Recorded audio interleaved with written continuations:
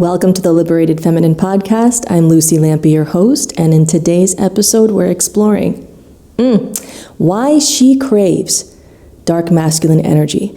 Or you might call this why she craves and deep down secretly wants that bad boy. All right, it's not just about trauma. Okay, we're going to go deeper than that. Sure, maybe a lot of women have not had great examples of healthy masculinity, myself included, and look for the rebellious guy, the one who lives on the edge, the one who says fuck it to the world and does what he wants, and then to our own detriment. But let's get into why. What is it about the bad boy that we're actually deep down desiring? It's that dark masculine energy. And dark masculine energy is beautiful, it's healthy, it's in service to love and truth and in integrity. This is different than the shadow masculine, playing out in ways that want to control and possess and dictate.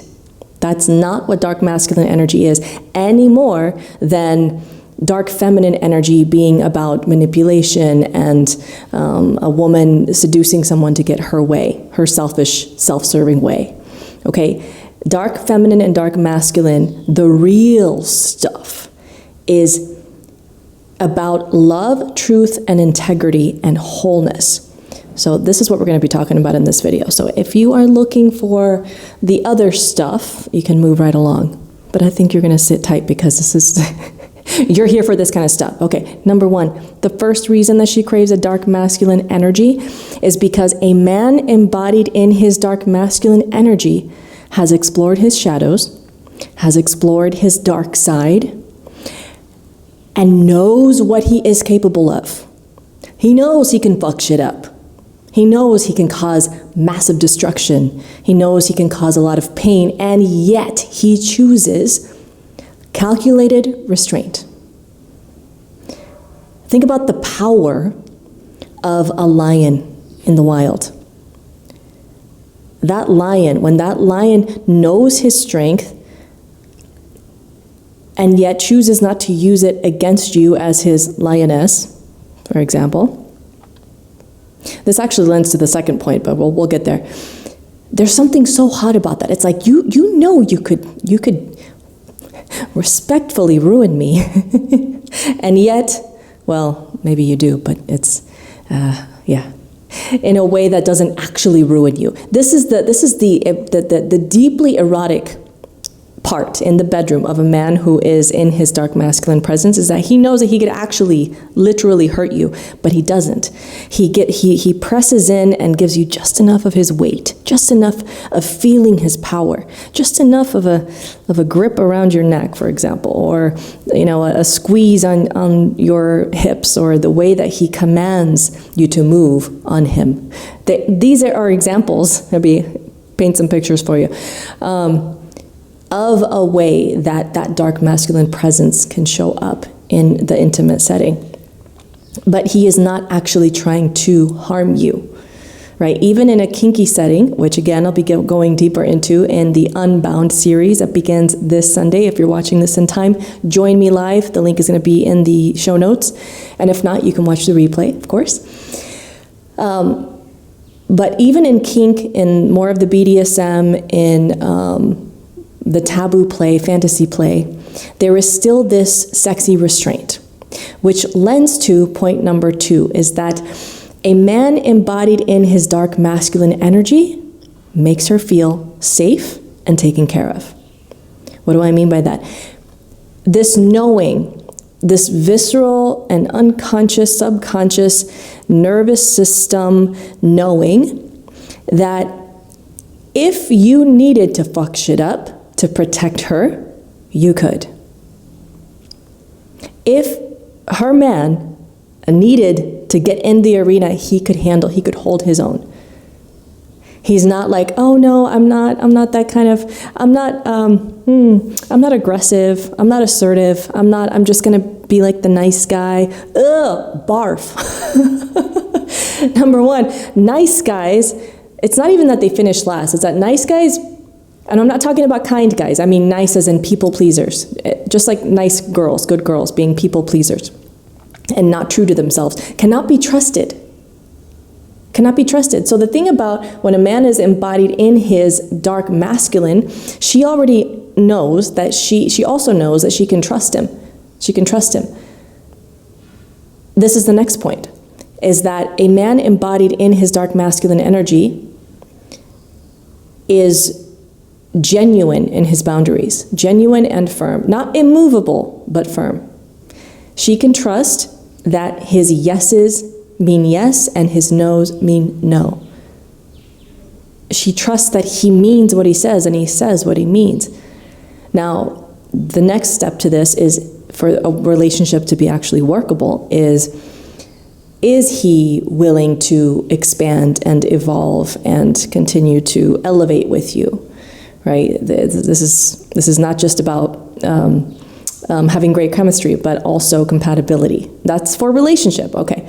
But for the purpose of the dark masculine aspect of this, when she can trust his word, there's something in her nervous system that relaxes. There's something in her subconsciously that is like, it's an exhale. She doesn't have to second guess and read between the lines and be constantly like, wait, is he mean now? Is he mean maybe? Does he mean no? Is that, like, what is he actually, he's saying yes, but does he really want to? Is he gonna resent me later? Oh my God, that is so fucking exhausting. So when a man is embodied in his dark masculine, he is boundaried in a way that is in integrity with his heart, with his true heart, not just an ego-based, ego-driven, self-centered agenda. And now, the thing about that, all of that, think about all the points so far, how that lends to her turn on. Because a man embodied in his dark masculine turns her the fuck on. He turns her on. I can't even, man, I'm sweating bullets again. I can't turn on the fan because it will make too much background noise, so you're just gonna watch me sweat every time I make a video here. And also just sweating thinking about the ways that my man shows up in his dark masculine. It gets me having flashbacks, y'all. I'm having sex flashbacks. I might have to edit this part out. No, let's keep it. There's something really hot when a man does not run away from the taboo. When he's not afraid. When he's not afraid to talk about not just the sexual things, but things about power, death, the mysteries of the universe, the ethers, the spirit realm, like just the things that are usually a little too much for casual dinner conversation with your family at Christmas. He's not afraid of going straight into that, again, in a calculated, intentional way. Not flippantly, not like blah, blah, blah. There is a very directional, it's an assertiveness, not an aggressiveness even, although that can be that can be hot, but an assertiveness of like, this is where I'm going, and I want to take you with me. And isn't that what masculine energy is in the first place? But when you give that dark flavor, it's this feeling of like, I know what I hunger for, and I'm gonna get it. I know. I'm gonna not give very explicit examples because I don't want this to get censored. I want more of the people to see it. Okay, that primal hunger, he can access it, and with calculated restraint, utilize just enough power, just enough like aggression, just enough of that. He doesn't have to raise his voice when he can just raise an eyebrow. You know, he is that much in his power that he doesn't have anything to prove. He doesn't have to assert dominance to prove that he is powerful. Man truly embodied in his dark masculine does not have to make himself so big and loud and boisterous, to prove that he is powerful. I cannot say that enough. Now, this piece about him accessing his primal hunger with erotic restraint is one of, if not the most, I want to say, commonly missing pieces of erotic fulfillment in relationships between men and women. Because it will either come out sideways, his hunger, right? When it's distorted, it's based in scarcity, fear, and lack, trying to get sex, trying to extract sex from her. This is why the age-old problem, right, of the man rolling over in bed at night and be like, hey, you wanna? And she's like, no, because it's not sex worth wanting. And she doesn't feel desired and cared for. She doesn't feel safe with him. She doesn't feel like she can be the fullness of her, which actually takes me to the next point, which is that a man embodied in his dark masculine is not afraid of intensity. He's not afraid of intensity. Now, does this mean that he's walking around being all intense and volatile? No. No, honey, no. That is not an emotionally safe man. It is not your job, by the way, to have to be the moderator of his emotional energy. You should not have to be caught in the crossfires of that. So a man embodied in his dark masculine energy, again, will have a gauge on that, will understand how intense he can get. And because of that, he has nothing to prove, again, right? He doesn't have to get intense to prove that he is big and mighty and powerful and all these things. And also, he's not afraid of the intensity, though. He's not afraid of his intensity, therefore he is not afraid of your intensity. And because he has that boundary, because he understands his boundaries, and he's not afraid to use them, he also knows when enough is enough. A man who knows how to call enough on his own intensity will know when and how to draw the line with you, sis. And there's something really hot about that. Whether it's in an erotic setting or in a setting where you're just having a big emotional meltdown. Hello, that's me. Many times, especially during pregnancy, postpartum, I've had like a lot of times where I just felt overwhelmed with emotion. And Brendan would simply witness me in my feeling, in my emotion, in the bigness, in the intensity. Of course, ground rules. As the woman having the big feelings in that scenario, I'm not blaming him, attacking his character, making it his fault, or making it his responsibility in any way to fix my emotional state. He literally is witnessing me and holding the ground space for me so that there is some containment. And I feel held and I feel seen and loved. That's it.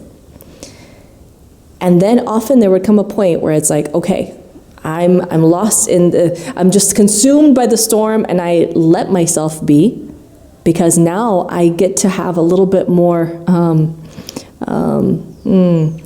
of that containment provided by him, whereas before I would provide it more for myself, and I still can, but in those moments I've chosen sometimes to let him contain that because I trust him deeply, because I know that he knows when enough is enough. And he would lovingly but firmly say, okay, all right, now, let's lock in, let's move forward. What do you need now? And so a man in his dark masculine is not afraid to draw the line. A man who is in his wounded masculine or in his wounded feminine is gonna be afraid to step on your toesies. That's not hot. That doesn't feel safe. That's like, I have to be the man in this relationship then. Okay, that's how it is. And those of you ladies out there who could relate to, you know, if it's you, you know. All right, let's see, what else? And this piece too about the intensity. This is really important because there is a way that a man can just kind of check out and be in the presence of a woman's intensity.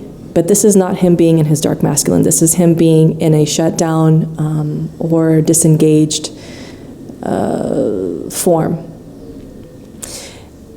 And a collapse.